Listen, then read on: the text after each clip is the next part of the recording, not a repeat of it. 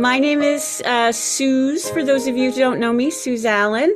And I'm really thrilled about today's wonderful day. 1 hour with my best friend in the world from forever.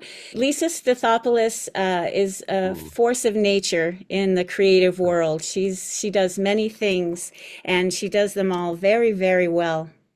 And it's my honor to be able to have her here today with Chimera, a shapeshifter's journey.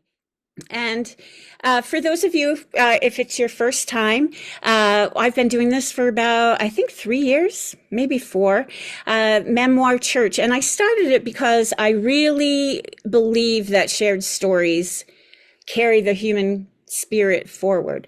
When we share our stories, whether we write them, we tell them, or we speak them to our friends or in a venue like this, we understand each other better, hopefully.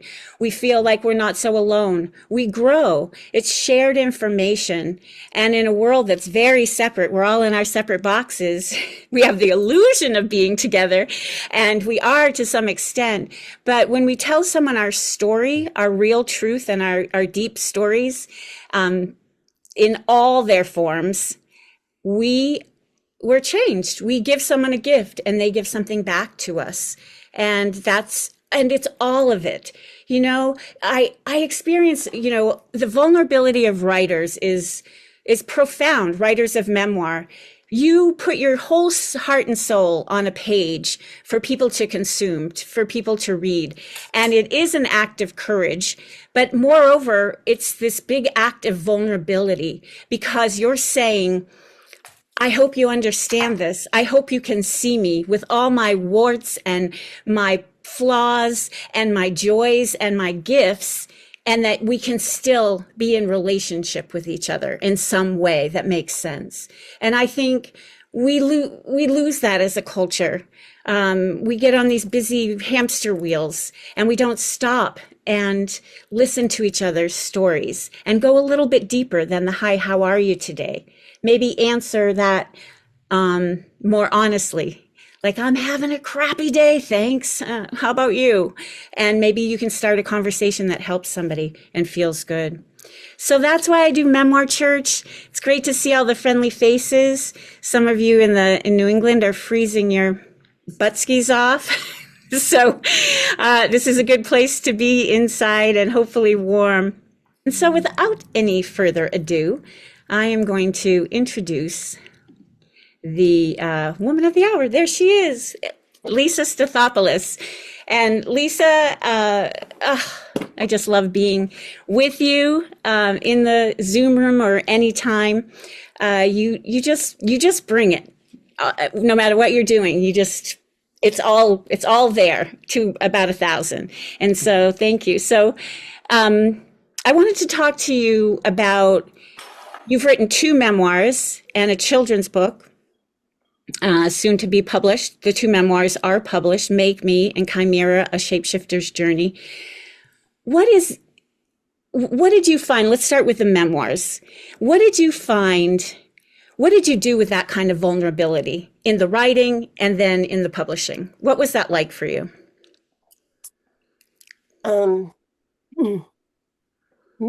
Pardon me, Make Me was fairly straightforward in a lot of ways because I never intended to write a book.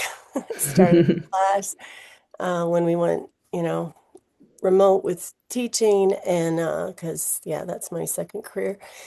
Because I decided, because of you, to write what made me me.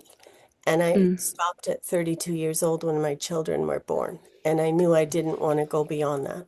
So that book, I said it in the introduction to it that I dreamt that book. It just kept coming, the image, the story. And then because I am a lifelong professional actor, and my training is very much organic and in the moment, it was very easy to write an active voice. So I found that voice pretty fast. I didn't want to write the following bunch of years. And the reason I didn't want to write it is because life gets more complicated. And, Yeah, but it kept writing itself. And Hmm. with the help of my editor, who, no secret, is Suze Allen, and you need her if you're writing because she will help you Thank you. to, um, she's not a wordsmith. She's not trying to do that. She's trying to ask you the right questions to find out what the heart of what you're trying to say is. And so I the thing she put to me was, don't worry about this ever being published. Just write the story you want to write. Mm. And so I found as I continued to write about my complicated later life that I really had a mission. And the mission was about sharing what I know and a whole bunch about what I don't know about um, mental health and illness and behavioral ed and things that I've lived, both professionally and personally. And so I did that. Worrying about protecting people is the second part of the thing that's Hmm. tricky. Yeah. Yeah. And what made you take the risk in Because, putting it out there? Hmm. um, um, I guess because it is my mission in life now to share, because we have such, I can't even call it a collapsed system. It's a non-existent, uh, it's a it's a little bunch of strings of various things for people who suffer in the manner that many of my students suffered, and someone I love very much suffers, who is very, very close to me, that you will learn. Um, that I just said, I got to be a small voice in the wilderness here to try to go, what the Mm. in this country that we don't have a durable, effective system to support people and their families who struggle with mental illness. Hmm. Yeah, all these years, I mean, as many of you know, I had a fiance that was very mentally ill and tragically so, and ended his life. And I was talking to a friend of ours who's a Maine state senator, Henry Ingerson, and he looked into some things for Lisa and I about what's going on in the state because he's head of the DHS committee for the state of Maine, and he was saying it's the same as it was when Stephen died, who was my fiance, and that was like 30 something years ago, 35 years ago. Because he was helping me back then. So he's seeing it. So I think many small voices in the wilderness are a good thing to have. And I think in these times, because I don't want to be Pollyanna about it, but I think that art and doing what you do in the world, creating beauty. And to me, beauty is all wrapped up in pain and suffering. You know, it's amazement and it's also anguish. And that's what I call beauty. But when we put beauty into the world as artists and performers, it's a form of resistance and it's a form of a way to save ourselves and each other. And so whatever our calling is, whatever our theme is in our books, in our memoirs, besides the flip side of it, Lise, what would you say of the publishing, you know, worrying about protecting, what would you say is the hardest part to you about going the whole 9 yards with your memoir, from starting it just as something you never thought you were going to write to really having to work super hard, unless anyone she says she dreamed it in, and you can dream it in, but it doesn't mean that it's done. You know, it's cooked. So there's a Yeah. lot of work there. So what did you find the most challenging and the most wonderful? Well, it's different for both books because with my first book, Make Me, I just decided to self-publish. So that was just a thing. We just need to find somebody and you pay them and there it is. And I had no, it was like, I did it. It's kind of for me. I am very proud of it and I'm very lucky that people have liked it as much as it has. But with Chimera, not to mention that it's taken about 6 years from starting to write to being published. So it is a long process. And that's with writing and editing and re-editing and editing, having this editor who's amazing. Um, but I did start sending that out. We did, Michael and I. Yeah, I did. That's hilarious. Michael Crockett, the artist, cannot be here tonight, but yeah, if I didn't have him, forget it. But anyway, He not just the artist, but the book formatter, yep, because yep, that's a everything. troubling thing. Back in the day when I was first doing this, you got a package, and even if you were self-publishing, and people would do the formatting for you. So they make it tricky or expensive for you to do, but there are ways to get your books out there, and you've done that. And I think back, I hark back to when we were just doing this as writing stories to each other in a Zoom meeting just for fun. Mhm. And then as it went on, I said, "You have a book?" She's like, "Shut up, shut up, I don't have a book." And on it went like that. And then finally she said, "Okay, I have a book." And then that's it. But then it just kept calling to you. So that how does that speak to you? You say it comes to you, but what does that feel like to you? Well, as I was starting to say, I is very different because Make Me was really dreaming what things were the things that are formative. Chimera is very deliberate, and I did put it out to publishers, and I did finally get a hybrid publisher for Chimera, which is what it's published by Pegasus Mackenzie, Vanguard Press UK. So that's helpful because you're not fronting everything, and they have a much better package. And I hope they will treat us well, which I think they will. They've been doing well. But Chimera is a very deliberate story, especially once I had my intent straight about what it was. In terms of how it's written, both books are written in the manner of memory, because memory is not necessarily linear and what's the word? Is that the right word? Yeah, Just happened to sequential, remember that. Thank chronological. Yeah, you. yeah, yeah. Yeah, I'm a writer. Yeah. But yeah, it's funny. I have written since I was a kid. I have many, many things published, and most of them are letters to the editor. Um, but so it was very deliberate to try to piece through the things that are about my professional career as a special educator for students with emotional behavioral disabilities, which is a second career after being a professional actor, which I still am for 40 blah blah blah million years since I was 17. And but at 42 got divorced, needed to have some insurance for my children and I. And so anyways, fell into this second career that you find how that happens in the book, Mira. So it's very deliberate to kind of go between that and what is going on personally for me in terms of my own personal horrendousness with someone I love who struggles. Yeah. So that one is Well, a more deliberate process, I guess, is my best thing to say. Um, that's yeah. No, that's good. Thank you. I know some of you intimately in this room, and I know that you're working on books, and some of you I'm actually working with on the books, and it is good to, run things by each other. And I just wanted to talk real quickly. I'm going to put the way to get a link to Lisa's website if you want to check out her books and the other children's book that's coming up. Please go there and check it out. The collaborative effort of,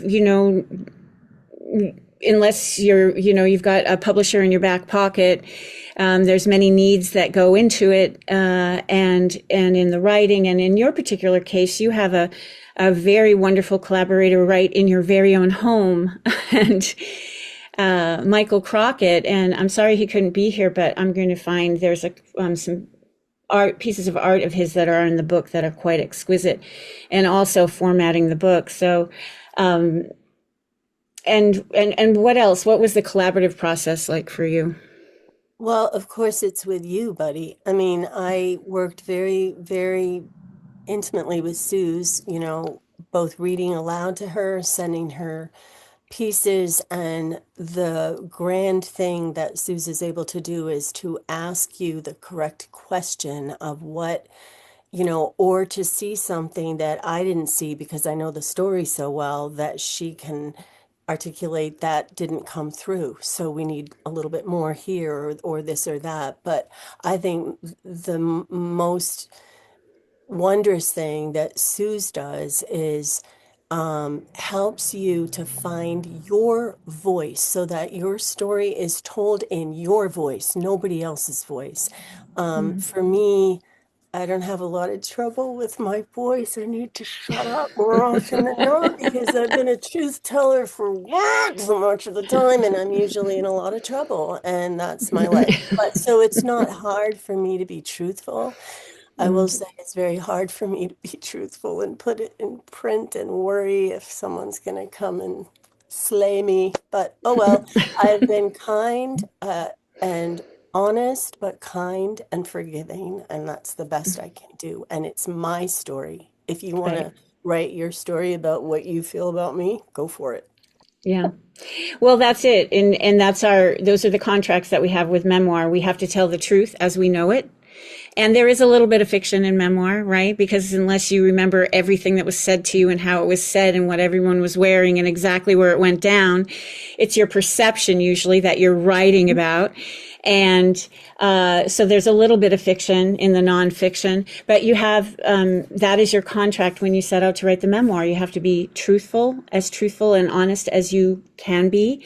And you have to look for the meaning. How did what happened to you give you meaning? And how did you change or not change? How did you fall into a pit of despair and that never to be seen again? I'm not saying every story is redemptive, but that's why this genre is so wonderful. And it's kind of like that Lily Tomlin with the Andy Warhol, with the soup can and the art, life art. And I think that's what memoir is.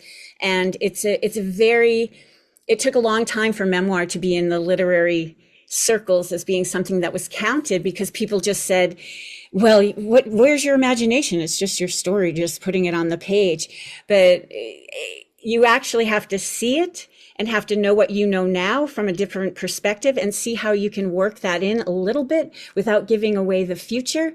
And it's quite a difficult art form, a difficult genre. And the other thing that happens is that you're changed now. You're seeing it from a different perspective, so it opens things up. And I had a student say to me, well, I don't want to work on memoir anymore because I don't want to live in the past. Well, the past isn't even the past. It's in us. It's living. And when we go and look at it from a different vantage point, sometimes we figure things out. Sometimes we heal, and sometimes we get mad as hell and go like, oh my God, I didn't even realize that happened to me. They did that to me. Or we say, I get it. I get what happened there. Or we look at ourselves and we go, I was blaming that on them, and it's all about me. Ooh, I instigated that. So it's this very living, breathing genre that's just so beautiful, and the sharing of it is exquisite. And I'm going to shut up and give you the floor, Lise, and thank you so much for being here, Thank and you. take it away. I'm going to read you what is the first chapter in this book, and then I'm just going to continue not reading. I'm pulling chapters. They're not in sequence. But I will say that this chapter that you're going to hear begins the book, and it is before the prologue. It's called Child in Time. Mom, can you come? I don't feel good. Eli's young voice quavers. I hear his ragged breath through imagined wires. Do you feel unsafe, Eli? Terrifying silence. I'm coming. Okay? Okay, Eli? The cold steering wheel stings my bare forehead. I bang my head hard on it again. The pain reminds me I'm alive. I brush hair out of my eyes, turn the ignition of my Tacoma single cabin back out of our driveway. I've got a 6-mile nightmare ride to a house I thought I'd left for good. A house I helped design, a house I once called home, loved, filled with love. Now it's a hell house. My head is pounding, but my heart actually hurts. Maybe this is a heart attack. Nope, it'll be a stroke for you, Lisa. That's what'll do it for you. A stroke. Shut up, shut up, shut up, shut up, shut up. I can't do this. I can't keep on. I can't keep keeping on. My self-talk sucks. People's words fill my aching head. I don't know how you do it, Lisa. You're so brave. You're so strong. I'm not brave. I'm not strong. I'm not fucking strong. Your will, your courage is amazing. I am not amazing. This is not my will, and I don't know what the hell courage is, but if you mean that I continue to bang my head against the wall over and over and against all odds in order to save my son from the wretched clutches of his constant anguish, anxiety, depression, and suicidal ideation, that's not courage. It's terror. I cannot bear another moment of his personal hell. We are locked together in a cruel karma with no good end. I turn on the radio. Don't fear the Reaper, Blue Oyster Cult. I immediately shut it off. Fuck you. I can't handle this. You are handling this. I'm not handling this. Nothing will ever change. How do I get my son away from him? How do I get him out of there? How do I get my son out of that fucking house? I smash my hands into the steering wheel. It spins this way and that, but gives no answers. I smack it again, harder. Where the hell's the road? I can't see the friggin' shoulder. Why is it always fucking raining? My glasses are fogged with atmospheric moisture, atmospheric tears. When I get to the dirt driveway, the gravel isn't packed down. I get stuck in the mud at the crest of the hill near the top and have to roll back, down across the hopefully deserted road where I rev the engine maniacally and try again. This night is so black. Rounding the driveway's 90-degree turn and approaching the house, I see no light. No light of any kind. Black house, black night, black thoughts. A real life bleak house. My intestines crawl. I picture how they spiral, all twisted, distorted, and contorted in a mocking image of who I now am. A sharp pain stabs my left side. It's been coming and going for years. Stepping through the front door, I find what I dread, a living tableau of depression, an Hieronymus Bosch triptych of mundane horrors, a sink full of a week or more's unwashed dishes, pots caked with days-old food in haphazard array on the stove, random items strewn across the floor, pot warp in a clusterfuck tangle in a corner, a fishing sweatshirt rank with ripe bait, a pair of extra tough boots, one under the kitchen table, the other up against the cellar door, cups half full of unrecognizable substances scattered about, a blowtorch lying on its side in front of the wood stove, gleam so thick it smells. I check the gas stove first. It's off. I'll take the small miracles too. I see my former husband, Jack. Tonight he's asleep or something. Sometimes he's passed out in a chair, head rolled back, snoring or choking on air, hard to tell which, face with a red telltale bloat of the hard drinker. Sometimes he's awake, but non-communicative and prone under a blanket on the couch. He grunts at my hello. And sometimes he's hopped up and almost comically friendly, as if the house and everyone in it isn't living in a looping nightmare. I think I despise this version the most. It's so unlike his former self, so creepily surreal. I shudder. With heavy breath and some strange resolve I unearth from God knows where, I ascend the darkened stairs to Eli's room, knowing all too well what I'll find. His three dogs meet me at the landing, their eyes as weary with worry as mine. They huddle around my legs and usher me to Eli's door that stands ajar. They speak to me of their anguish. You will help us. And to each other. Mom's here now. It'll be okay, won't it? Maxie nuzzles his silky yellow hide into my knees. Bear stands staring into Eli's room. He looks like sorrow itself. He gives a soft whimper and I gently pat his big black head. I've learned to speak dog very well. With my hand on the doorknob, I think for a moment of the morrow. I have a 7:30 a.m. mandated 3-year review, a triennial IEP, individual education plan meeting. I make a quick mental note, mental rifle through all my carefully prepared legal documents necessary to convince the IEP team that a very troubled student with an emotional disability on my caseload continues to qualify for special education services. I am so tired. I am 100 years old. Stepping into Eli's room, I put all that aside. The morning looms large, but for me, this night has just begun. And this next one will take you straight into the world of special ed for, for behavioral kids. This is This the is called comedy section. Stop Making Sense is the name of this. Here's what we're not gonna do. Jesus, didn't seem like the Yankees hat was that big a deal. And I thought Zach was asleep. Wow, sometimes I am actually wrong. I make it to the door about a half a second before Zach. Fuck him, Mrs. Fuck him. Get out of my way, Mrs. Zach's attacking the air with a violence I've never seen from him. The door frame grinding into my back is starting to smart.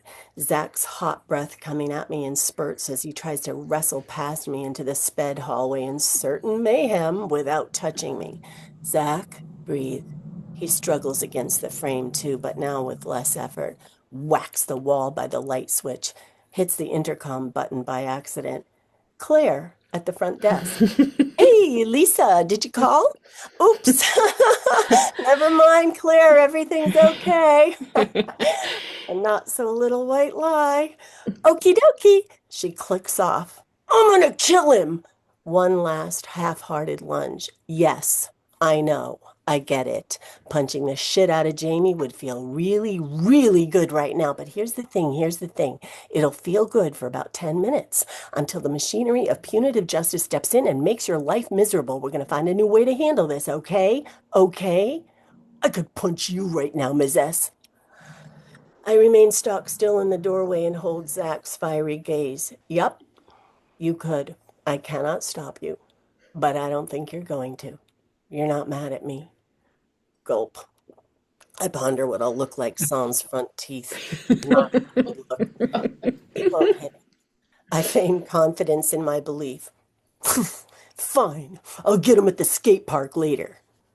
Energy dissipating, he lumbers backwards into the broom closet, slumps in a blue chair, kicks Danny's backpack out of his way. Something metal jingles inside it.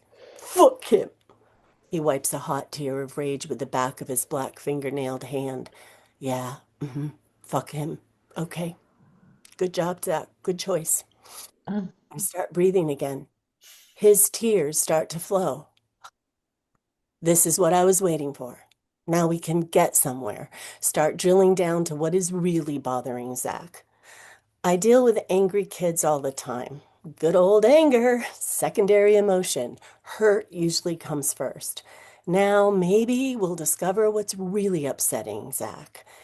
He embodies the reason I was drawn to this work on that first fateful day. His raw emotion busting out for the world to see. It's so real, and I always know where he stands. This quality of authenticity is scary to many. For me, it's like coming home. Being wildly misunderstood is another connection I have with behavior kids. And I hate that behavior moniker. Everyone behaves all the time. Sometimes well, and sometimes well.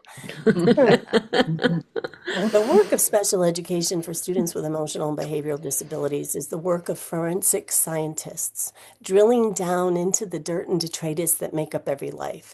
It's the work of being human and why we do what we do or don't. It is in turns fascinating, horrifying, confounding, challenging, maybe a bit dangerous even, and occasionally transcendent. Scary behaviors and big emotions do not frighten me. Scary to me is pretending they don't exist, that this world is just fine and dandy and that life is always beautiful. Scary is avoiding the darkness or acting as if the darkness is not visible. That is what really terrifies me because then each of us is truly alone. I cannot tell anyone what I see, what I feel, and how things make no sense to me. That there is a fucking horror show. Having dual careers in acting and behavioral education is a marriage made in heaven. At the root of both is an endless attempt to understand what it means to be human. There's another reason for this second career of mine. This one is far more personal. Jesus Christ, what the fuck? Another dramatic phone call from Anytown Elementary School? Can anyone over there learn how to manage kids on their own? Being mad at the world is the gift that keeps on giving. Sliding into my black flats while I grab my purse and chuck my jean jacket into the back seat, I slam myself into my circa 1985 Peugeot 504 and consider homeschooling for about half a friggin' second. No, damn it. This shit needs to stop. My son has a diagnosis of ADHD and needs speech therapy too, so he has been officially coded and is under an IEP.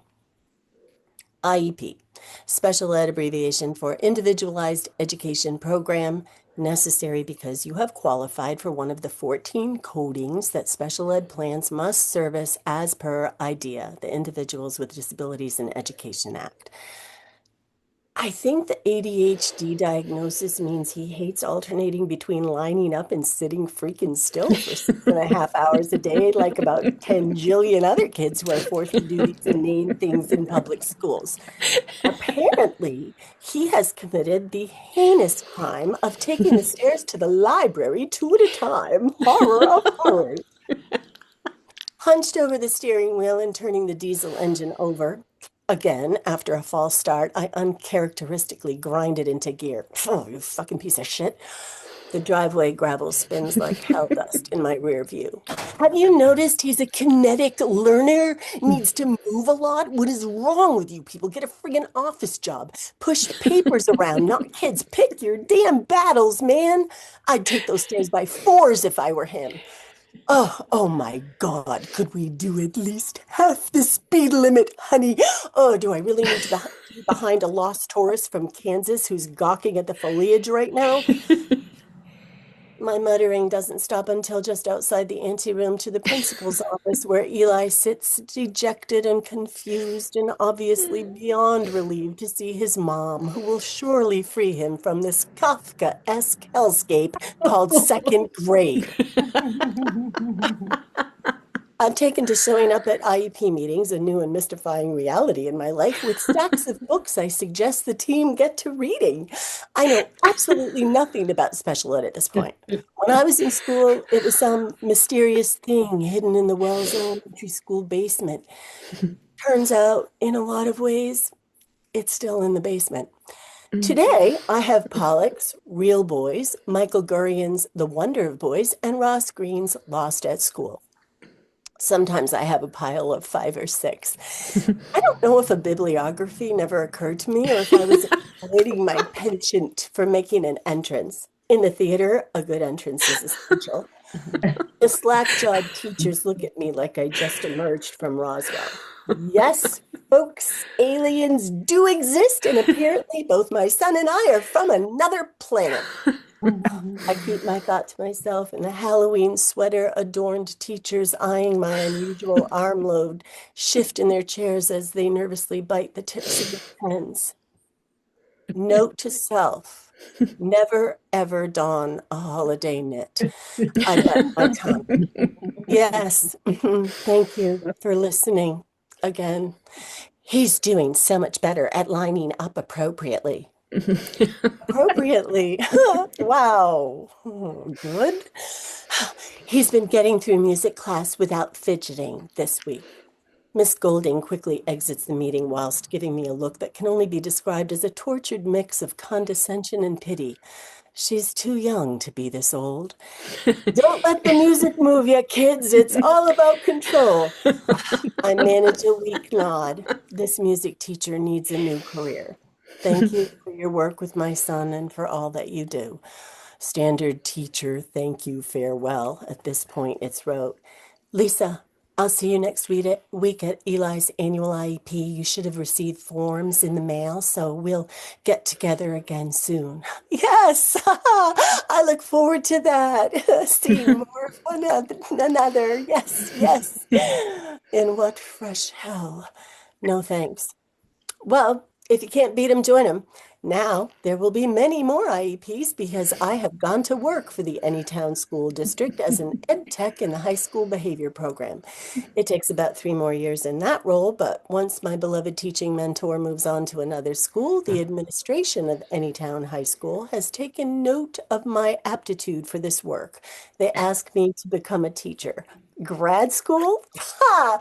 No friggin' way. I am 45 years old. I already did the college thing. If there's one thing I am not, it is a perennially enrolled student. Academia, please. Wait, you mean run this program now myself?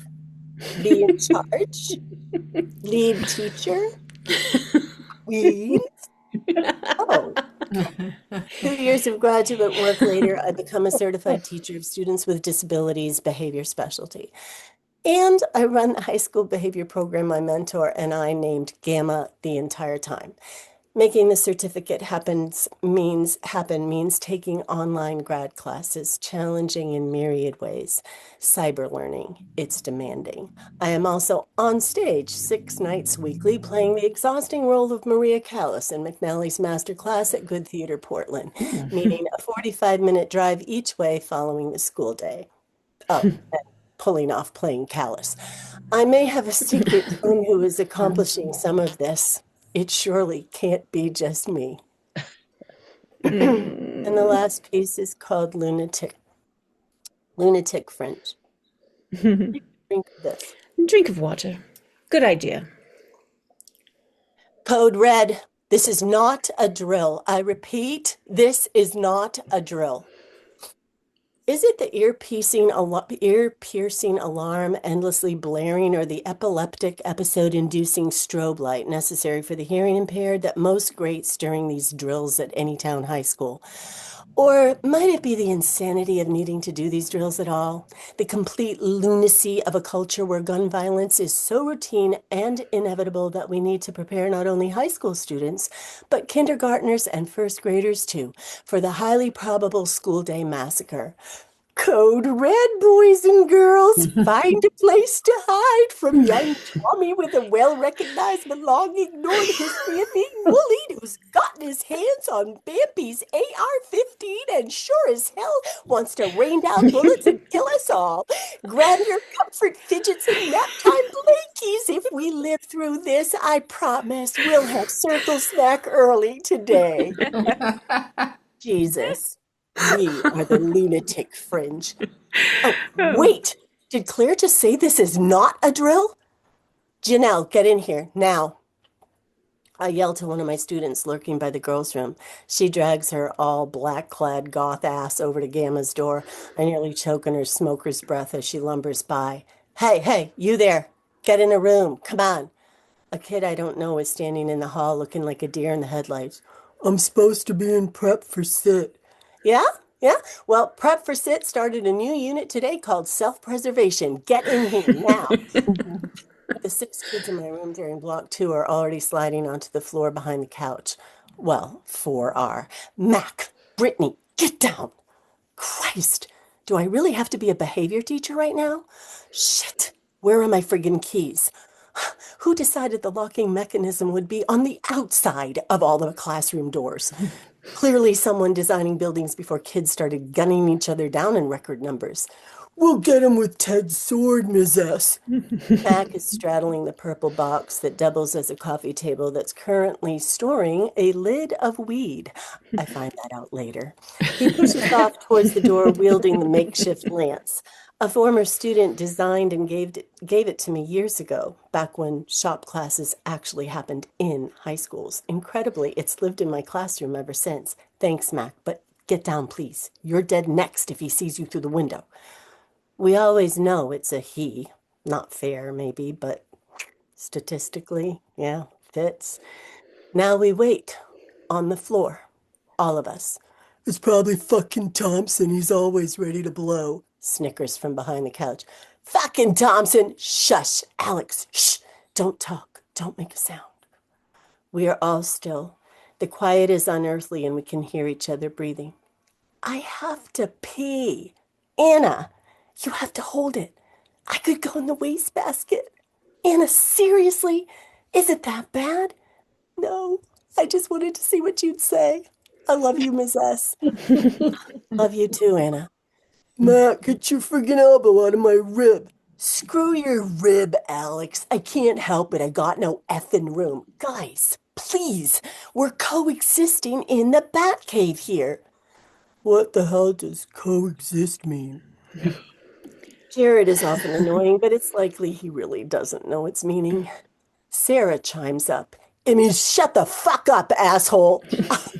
I burst out laughing. I can't help it. Her deep voice and razor-like wit coming from such a petite girl who's typically very quiet cracks me up.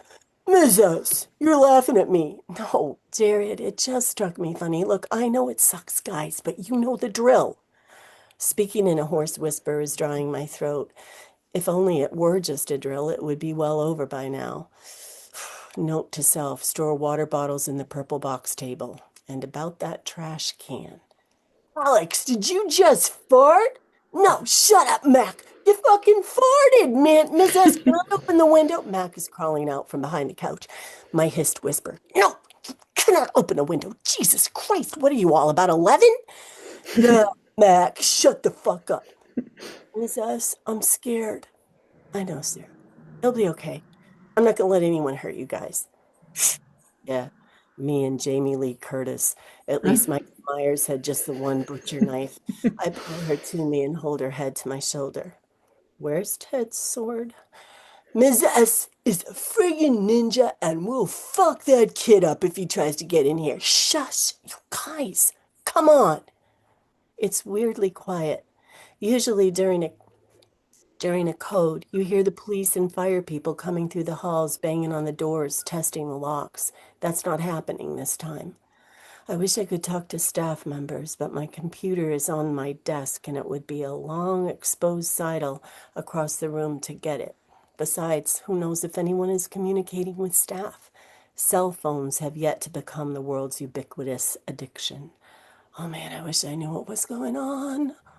This is long. I'm watching the clock move past 1 hour. My right leg's asleep. The intercom crackles again. Claire's voice has an odd edge. All clear. You may move to your next class. I repeat, all clear. Move to block 3. Act normal, kids. Just all of us act like everything's normal. Mm, thank you, Lisa. Such gorgeous.